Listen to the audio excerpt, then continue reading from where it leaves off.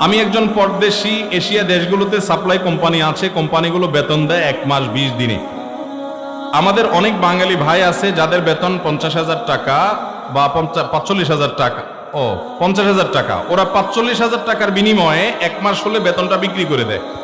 আমার প্রশ্ন হচ্ছে যে ব্যক্তি 5,000 টাকার বিনিময়ে এই বেতনটা কিনলো, তার টাকাটা হালাল হবে না হারাম হবে? খুব সুন্দর প্রশ্ন।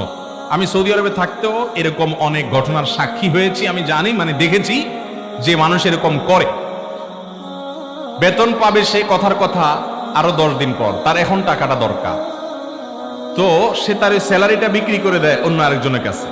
এগুলো অনেক সময় ইন্ডিয়ান, ফিলিপাইনি, অন্যান্য দেশি, এমনকি নিজের দেশিদের কাছেও কেনাবেচা করে অনেক বাংলাদেশি ভাইরা।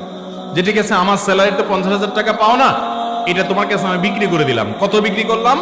45,000। তুমি আমার এখন 45,000 দাও, তুমি আমার বেতনটা উঠায় নিয়ে যাবা। হয়তো টোকেন দিয়ে দিছে, টোকেন দিয়ে স্যালারি উঠানো যাবে, অথবা কোনোভাবে কার্ড দিয়ে দিছে, যদি স্যালারি উঠানো যাবে, তুমি স্যালারি উঠায় নিয়ে যাবা, এখন আমাকে 45,000 টাকা দিবা। এটা জায়েজ হবে? কারণ আপনি এখানে তার কাছ থেকে মূলত লোন নিয়েছেন, এবং লোন নিয়ে বিনিময়ে আপনি কি করছেন? ওই 5,000 টাকা অতিরিক্ত তাকে আপনি দিলেন, যার কারণে এটা জায়েজ হবে, এটা সুদে গণ্য হবে।